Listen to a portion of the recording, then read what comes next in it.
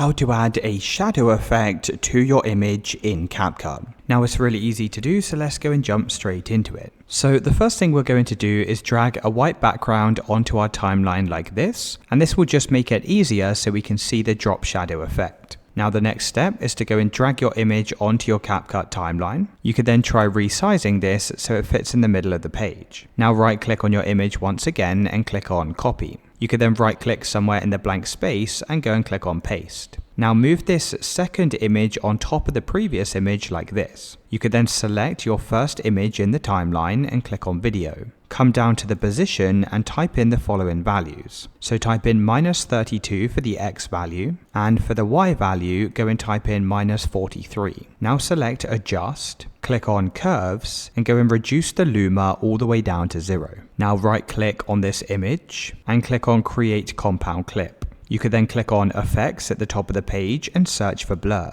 Go and drag the blur effect onto this image like so. You can adjust the blur strength. I'm going to change mine to about 30. Now click on your video clip once again and click on video. Now scroll all the way down to blend and click on the drop down arrow. Come down to opacity, and you may want to reduce this down to around about 60%. You can also choose to adjust the shadow by coming up to the position, and then you can change the position to either make this higher or lower on your video clip. So that's how to create a drop shadow effect on your images in Canva.